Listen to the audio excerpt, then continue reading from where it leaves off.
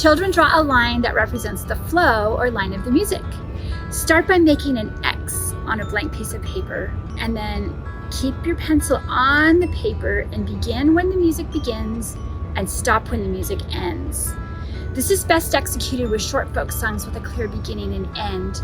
Encourage your students to avoid crossing lines too much.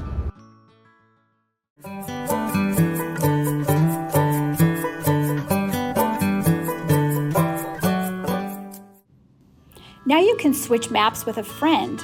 Put the cap back on your marker, place it on the X, and as soon as the music starts, follow their map.